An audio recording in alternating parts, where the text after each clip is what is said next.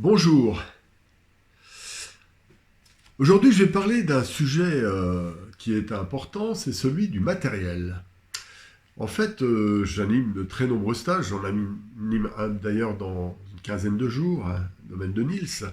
Mais en fait, le matériel est souvent quelque chose de mal compris, et c'est dans le matériel que vous avez le plus d'options pour progresser sans quasiment rien faire.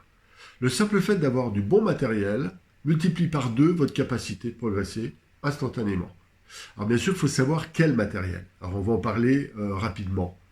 Alors je parle en général, hein, je ne vais pas détailler le matériel ou peinture à l'huile ou pastel, parce que ça je le ferai dans d'autres vidéos. Je vais simplement faire une petite vidéo de quelques minutes à ce sujet. Alors en fait, il y a plusieurs critères, il y en a trois principaux on va dire. Le premier, c'est la qualité elle-même du matériel. Alors évidemment, nous sommes tentés de mettre du matériel en fonction de son prix. Par exemple, d'acheter du matériel en fonction de son prix. Des fois, il y a des bas prix, et donc on se laisse aller à acheter donc des matériaux qui sont en fait bancals. C'est-à-dire que vous allez acheter une peinture deux fois moins chère, mais qui a deux fois plus d'huile d'œillette, par exemple, mélangée avec les pigments. Donc, il n'y a pas assez de pigments. Et dans ce cas-là, vous aurez une peinture pas chère, mais qui sera presque inutilisable et qui engendrera une difficulté d'usage et qui rend la peinture pénible, l'exécution désagréable, et dans ce cas, ça tue le plaisir de pratiquer. C'est très important. Avoir un crayon acheter des crayons qui sont trop durs ou trop mous, ou des pastels qui cassent pour un oui, pour un non, trop tendres, trop friables, etc. Donc c'est un réel problème, il faut une qualité, donc il faut savoir choisir. En général, les marques principales maintenant, prenons l'exemple des crayons pastels, toutes les marques principales ont des bons crayons pastels, comment dire, Derwent, Faber-Castell, etc. Il y a 5-6 marques qui sont, comment dire, bon, bref, tous en général ont des bons crayons pastels. Au niveau des bâtonnets, par exemple, pour le pastel, il y en a qui sont durs, il y en a qui sont tendres, il y en a qui... Donc il faut savoir choisir le matériel. C'est très important. Donc surtout, comment dire, penchez-vous sur ce problème-là avant votre pratique, car ça va vous décupler votre faculté de progresser et ça vous gardera votre plaisir. D'accord? Alors, pensez aussi qu'il y a des matériaux, il y a aussi des matériaux qui sont extrêmement coûteux. Par exemple, il y a une marque que j'aime bien, c'est New Holland. Mais elle est extrêmement chère. Un tube, c'est 50 euros carrément, 40, 30, 20 minimum. Donc, si vous voulez, bon, il y a aussi cet aspect-là, il faut avoir du bon sens. On peut avoir le meilleur, mais on peut acheter une Rolls-Royce pour rouler entre la voiture pourrie et la voiture qui vaut 100 000 euros. Il y a des intermédiaires. Donc, c'est un peu pareil pour le matériel.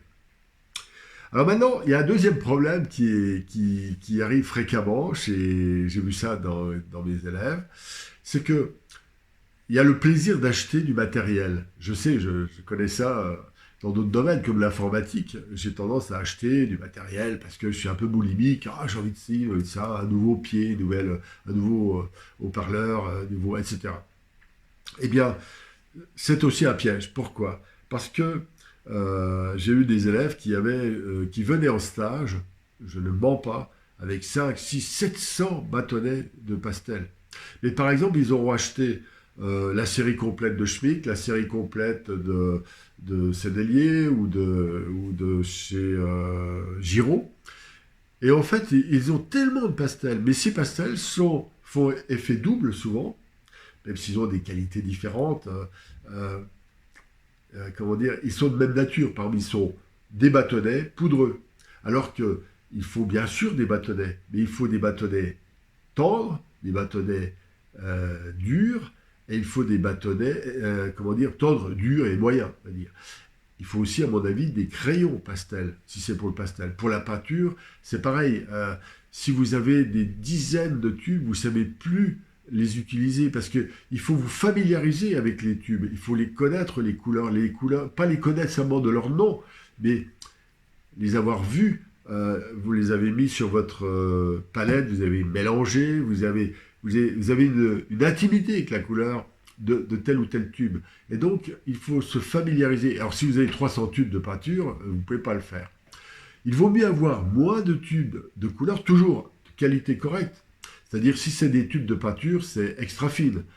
Si c'est du pastel, c'est pareil, ne prenez pas les premiers prix, les Jaxel, les choses comme ça. Prenez des marques, en fait. Oui, Talas, moi j'aime bien aussi Giraud, j'aime bien, j'ai la grosse boîte. Il y a aussi Sennelier, j'aime moi, mais il y a Schmick, etc. Pour les bâtonnets, pour les crayons, je l'ai déjà parlé. Donc en fait, vous comprenez, il y a d'abord cette qualité et maintenant la quantité. Alors pourquoi la quantité? Quand vous avez 700 bâtonnets, vous ne pouvez plus les utiliser. C'est comme un grenier pas rangé, vous sert absolument à rien. Il faut avoir une quantité suffisante, bien sûr. Et il faut en avoir assez, hein, je n'ai pas dit l'inverse. Mais entre là et là, il n'y en a pas assez. Entre là et là, c'est bien. Et après, ça rend confus le choix. C'est-à-dire qu'il faut connaître la fourchette dans laquelle vous allez, comment dire, bien utiliser bien rassembler votre matériel. Ni trop, ni pas assez. Par exemple, pour moi, une trentaine de tubes de peinture, c'est largement suffisant. Plus les pinceaux. Les pinceaux, on peut être plus libre, par exemple, on peut en avoir plus, c'est pas un problème. Mais surtout pour les tubes. Si vous utilisez par exemple des médiums, ne mettez pas 15 médiums, il faut en utiliser 2 qui vous conviennent, par exemple, simplement. Il faut rendre sobre sa boîte. La sobriété est une des clés de la progression. Là, pour la peinture, 30 tubes, c'est bon. Pour le pastel, je dirais 80 bâtonnets, c'est bien. Une trentaine de crayons pastel. Et à ça, j'y ajouterais, moi j'achète une boîte parce qu'elle n'est pas chère. Des carrés comptés. Hein. J'ai aucun intérêt à le dire, mais c'est vrai que les carrés comptés sont pas mal parce qu'ils sont vraiment pas chers et ils permettent de faire comme un travail, ils sont durs, de faire un travail de dessin en même temps qu'un travail d'aplat. Voilà, donc c'est intermédiaire. Il y a une partie tendre, mettons 70-80 bâtonnets, style Schmick, Giraud, machin, et puis une petite boîte pas chère, dure, qui permettent de faire un travail de dessin, et puis une petite boîte de pastel, par exemple. Et puis choisissez un type de papier qui vous convient. Moi, j'en ai un que j'aime bien, c'est le pastel mat, mais c'est vraiment pas une obligation. À la limite, peu importe, mais choisissez donc, une certaine sobriété. Le troisième argument, c'est l'élément qui correspond à vos besoins. Le matériel qui correspond à vos besoins. C'est-à-dire que il n'est pas suffisant d'avoir un matériel de qualité, en avoir bien choisi de quantité, il faut aussi que ça corresponde à votre tempérament.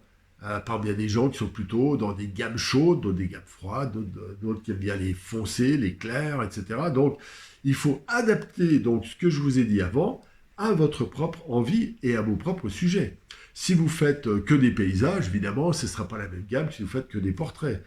Si vous faites voilà, donc il y a plein de variantes qui vont dépendre de vous. Donc, en plus de ce que j'ai dit, ajoutez-y votre propre choix personnel. Vous voyez? Ça, c'est très important. Donc, je répète, qualité correcte sans aller jusqu'à vous ruiner, quantité raisonnable et plutôt vraiment raisonnable parce que vous pouvez toujours ajouter des pastels. Mais par contre, quand vous avez votre énorme boîte de bonbons devant vous, vous n'y toucherez plus. Pour la peinture, c'est pareil, j'ai expliqué pourquoi. Voilà. Alors pour le matériel, ensuite, c'est pareil, chevalet, tout ça, bon, ça j'en parle pas, je parle surtout du matériel de peinture elle-même. Pareil pour les toiles, bon bah, c'est bon d'avoir un petit stock. Par exemple, si vous avez 2 toiles chez vous, j'ai vu ça aussi avec mes élèves, si vous avez 2 ou 3 toiles chez vous, ça ne va pas forcément correspondre au sujet que vous êtes en train de réaliser. Donc vous aurez besoin d'un autre format. Donc c'est pour ça que je vous conseille d'avoir une dizaine de toiles chez vous tout le temps. Voilà, avec 5-6 formats différents, qui fait que vous tomberez toujours, c'est celle qui se rapproche de plus de votre sujet. Pour les pastels, c'est pareil. Vous pouvez avoir deux types de papier, et puis il vaut mieux des grands, ça peut se couper, que des petits qui ne peuvent pas se recoller. Voilà, etc. En fait, c'est du bon sens surtout, hein. Et puis des systèmes de rangement, etc. Mais ça, vous avez bien compris. Voilà. Donc pour le matériel, c'est très important. Grâce à ça, vous doublez vos capacités de progresser. Voilà, vous pouvez vous abonner à la chaîne, blablabla, comme on dit tout le temps. Voilà, et puis je vais faire des lettres, des emails réguliers techniques pour résumer un peu des choses comme je viens de dire là. Si ça vous intéresse, pour recevoir cette lettre, ben, ma foi, je vais mettre un lien en dessous. Voilà, à bientôt. Achetez du bon matériel, ne vous ruinez pas.